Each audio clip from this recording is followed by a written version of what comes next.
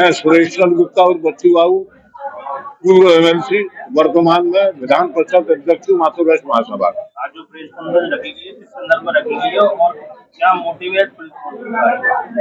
जिन लोगों ने पहले प्रेस कॉन्फ्रेंस करके जो विज्ञप्ति दी थी, उनको उम्मीद ये थी कि अध्यक्ष जी बनारस के रहने वाले हैं, इनको कठपुतली की तरह इस्तेमाल करेंगे, अपना वर्चस्व इस भवन पर कायम करना चाहते थे, जो माननीय अध्यक्ष जी ने नहीं होने दिया। इसलिए दुष्प्रचार कर महासभा को बदनाम करना। जो उनके विरुद्ध रिपोर्ट आई, उसमें 4 सीए ने रिपोर्ट दिया कि गबन हुआ है, अध्ययन किया गया कागजात पर, 4 सीए के भी इस पर दस्तखत है, तब हमने आप लोगों को दिया।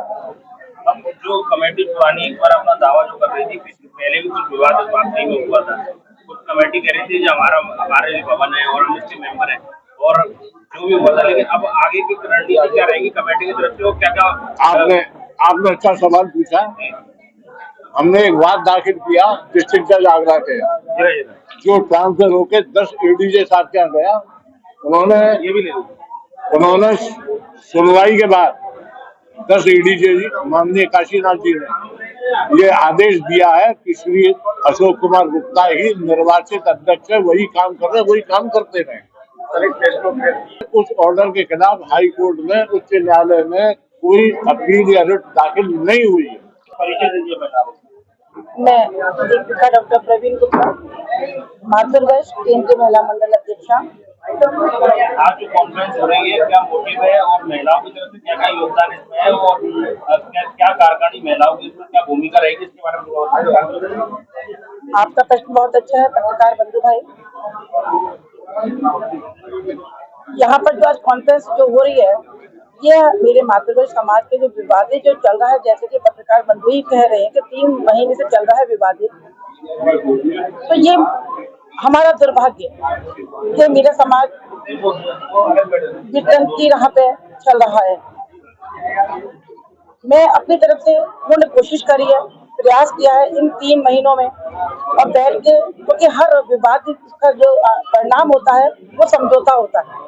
मैंने प्रयास किया, अथक प्रयास किया, 1 बार नहीं, 2 बार नहीं, 3 बार, तीसरी बार मेरे राष्ट्र अध्यक्ष जी का मैं बहुत शब्द नहीं है मेरे पास, उन्होंने मेरी बात को विचारा, विमर्श किया, सब कुछ किया। उन्होंने मुझे लिखित में दिया कि आप अगर चाहती हैं दीपिका तो ये लिखित में मैं दे रहा हूँ, तो सब लोगों को बैठा लीजिए और उसके बाद जो परिणाम आएगा वो सुखद आएगा। मैंने कोशिश करी, मैंने जो विवाद जो मेरे बंधु वर्ग जो और हैं उनको मैंने सारा लिखित में दिया, अपने हस्ताक्षर करे तीसरी बार भी, लेकिन वहां से मेरे को कोई प्रत्युत्तर नहीं आया लिखित में। कि उनका बस एक ही है कि ये जो विधान जो बनाया गया है फरवरी 24 में 2024 में 24 तारीख को जो हमारा चेन्नई में हुआ, वो विधान उनको मंजूर नहीं है। और मैं यहाँ ये कहना चाहूंगी कि मेरे को वो विधान इसलिए स्वीकार है क्योंकि मैं केवल मातृभूमि समाज में अपनी मातृशक्ति के लिए आई हूँ और उनका सुचारू रूप से कार्य करना, उनका अधिकारों की बात करना, पूरे मातृभूमि समाज के लिए गौरवान्वित करना। मतलब ये कि अभी तक समझौता आपसे में कमेटी का नहीं हुआ है, जो पहले चल रहा था विवाद वापस आया है, अभी तक तो नहीं हुआ। अगर हो जाता तो आपकी कॉन्फ्रेंस क्यों होती यहाँ पर? अभी तक नहीं हुआ, प्रयास अभी भी जारी है मेरा। और रही मातृभूमि महिला मंडल की और चुनाव, मैं अपने राष्ट्र अध्यक्ष जी का हर मंच से यही कहती हूँ कि मैं जो अधिकारों की बात, मेरी मातृशक्ति के अधिकारों की, क्यों कर्तव्य क्यों, सब कुछ बहुत अच्छा परिणाम निकल करके मेरे समझ आया है। मैं अशोक कुमार गुप्त, अखिल भारतीय मातृभूमि महासभा का अनअपोज्ड अध्यक्ष हूँ। मेरे खिलाफ कोई नहीं आएगा। मैं आपको खाली इतना बता देता हूँ, अब मामला कोर्ट में चला। अब तो जो कोर्ट का निर्णय होगा वही मान्य होगा। इन लोगों ने 2-3 बार यहाँ कब्जा करने की भी कोशिश की, यहाँ खूब बवाल भी हुआ। मेरे ऊपर महिला से छेड़खानी करने का भी आरोप लगा, उसके सब वीडियो मौजूद है, वो सर्कुलेट है, वो मेरे केबिन में ही नहीं है। इन लोगों की प्लानिंग थी यहाँ के एक एसीपी से मिलके एक इन्होंने रणनीति बनाई थी उस दिन कि मुझे गिरफ्तार कर ले। मैंने भी सीपी से बात करके मुझको गिरफ्तार करने की धमकी दी। उस एसीपी ने यहाँ के बालूगंज थाने के तत्कालीन दरोगा ने मेरे पास आया कि आप यहाँ नहीं बैठ सकते। मैंने कहा आपको क्या अधिकार है, मैं यहीं बैठा हूँ, आपको आप गिरफ्तार कर सकते। उन्होंने कुर्की की कार्रवाई शुरू कर दी। मैंने कहा हथकड़ी ले आइए, अपनी गाड़ी ले आइए, मैं आपके साथ थाने में नहीं जाऊंगा।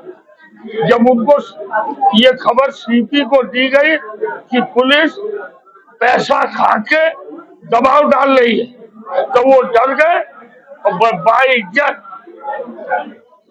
वापस चले गए। एक बार नहीं, 3 बार, जैसा बहन जी ने बताया। और हमारे विधान परिषद अध्यक्ष 2 बार के एमएलसी रह चुके, दूसरे डीजीसी क्राइम, सब आगरा के, कहते हैं आगरा के लोग।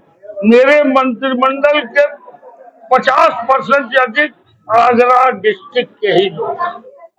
आपने देख ही लिया, आपके सामने उन्होंने भाषण दिया, आप लोग उनकी भी प्रेस कॉन्फ्रेंस में गए थे और यहाँ पे आपको उनकी दस्तखत भी दिखा दी, वो उस कमेटी भी।